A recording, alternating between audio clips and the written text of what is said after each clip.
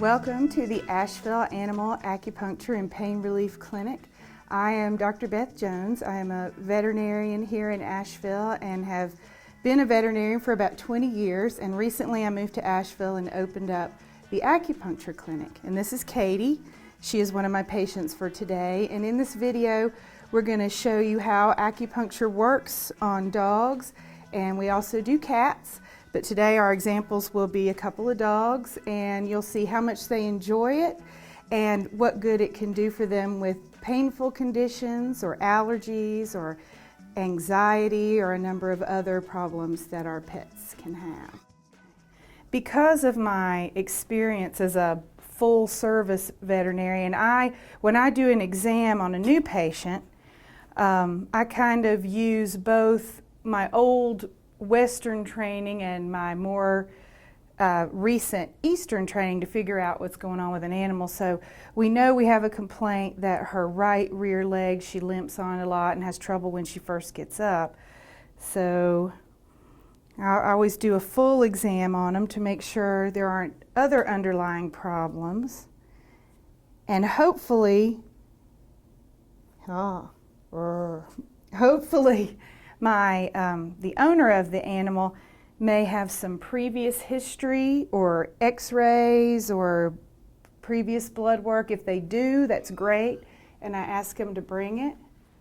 So it's important when you're doing an exam on an animal that you look at the whole animal and not focus in on just the problem, because sometimes you get clues from other areas. But she looks pretty healthy overall. I feel for swelling and pain, and because the two most likely culprits are either in her knee or in her hip, as long as it's been going on.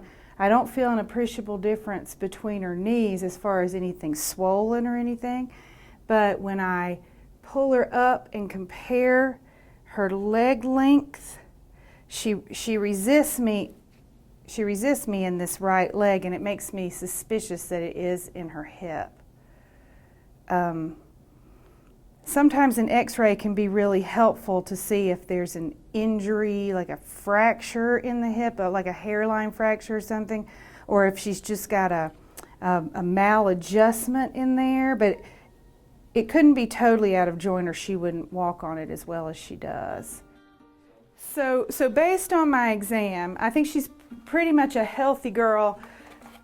And my feeling from the examination is her problem is more in her hips and less in her knees. So what we're going to do is we're going to concentrate on her hip area, and to make the needle placement more effective, use some moxa, which is, there are different kinds of moxa, but the kind I use comes in a cigar shape. It's compressed mugwort that we heat up, and it creates a smoke, and then I hold the moxa over the needles, and the heat from that goes in with the needle into the acupuncture point and just makes a little more pronounced treatment at that area. It's good for older dogs who are sensitive to cold, who don't like to be cold, who prefer warm places, dogs with hip problems. The only negative really to moxa is that it has and it depends on what kind you use, but the kind I like, it has an odor that is marijuana-like. And then I smell like it the rest of the day, but where am I going today? I'm getting my hair done. All right, what is that? There's your little head needle. People tell me that creates a little tingly sensation. You can kind of feel it tingle down your head, and it seems to relax my patients.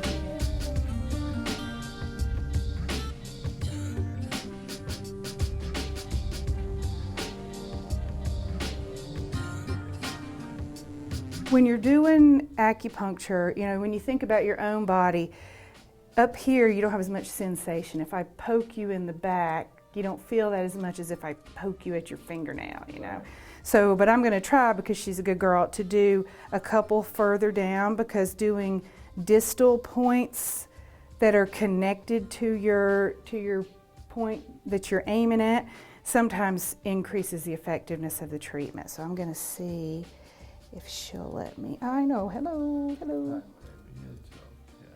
Okay, just one more. It's a little more sensitive down. Okay, now I'm gonna have to be quick with because she might not like. Okay, oh, you did good for that one. There is something to be said for how you put it. If you do it quick like a dart, not like a whoo, but a ch, it doesn't hurt as bad as if you kind of stop and do this. So it's a matter of skill and practice. This is my moxa.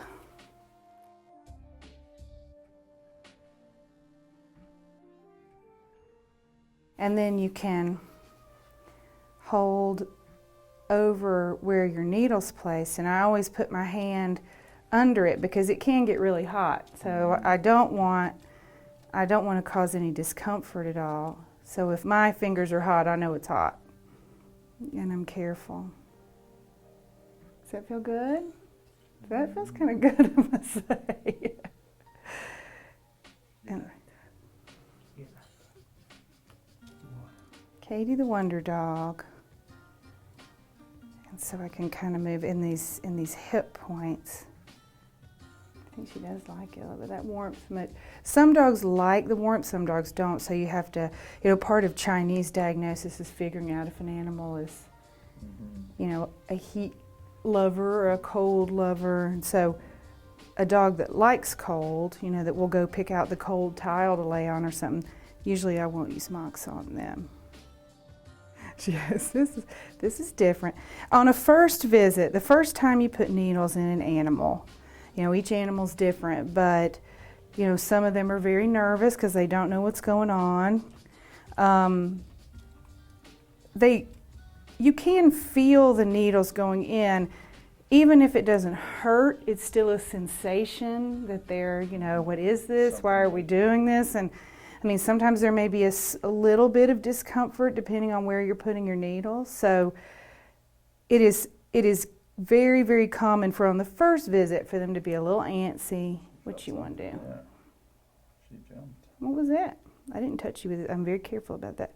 But after the first visit, they usually come back and like, okay, now I understand. And I felt better, and everything was all right, Transitioning from my old practice, where I had all kinds of assistants and all that, coming to be just me, I wanted to be knowledgeable about safety and all that, and I bought a set of muzzles just in case, I had an animal that was going to give me trouble. But I've been in this office since June, and I have not used a muzzle a single time yet.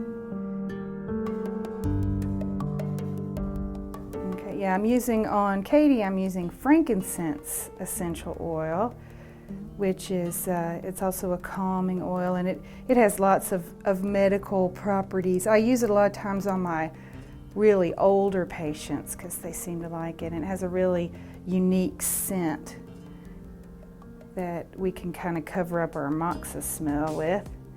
And then it just helps relax them.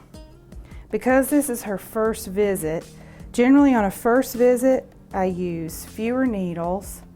I use lower amounts of electricity or because you just don't know how they're going to react yet. And what you don't want is to have the first experience be a negative one. So even with lesser amount of things going on, you usually still see some improvement that first treatment.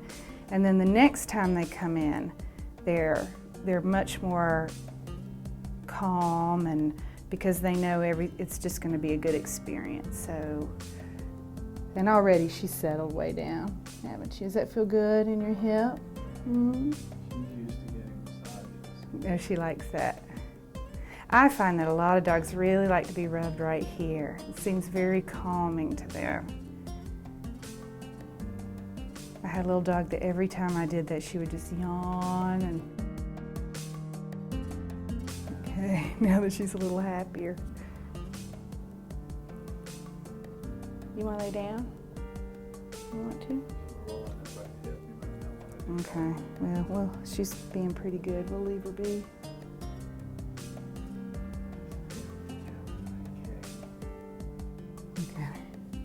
too, about 5 minutes into this, they usually do calm down a little bit. There's something about how it feels, or what a goose. Are you a goose? I've shaken all your hair loose. My patients and I form a bond too, because I spend so much time with my hands on them, and it's just, this is the only patient that's in here when we're working, so there's not the fear of another animal being in here, or they don't have anything to worry about. And it doesn't really look like a big veterinary office. It's more like coming into my home, and we form a relationship, and so they know when they see me that it's going to be a positive experience. They might not know it the very first time, but after the first time they know it. And so it's a very pleasant experience for me and for them. Yeah, take out the nails. I cut this off first, and then usually try to get this needle because this is the one that's most likely to come out, and I just don't want to lose them. I myself am not needle phobic, but some clients are, and you don't want to make the experience bad for them either. Now, if she came in for a second visit, I might use a few more needles because, you know, she'd be less anxious and. She's grooving. Hey, baby, that was a pretty good one. Was that good? What you gonna do now? We're gonna get you down.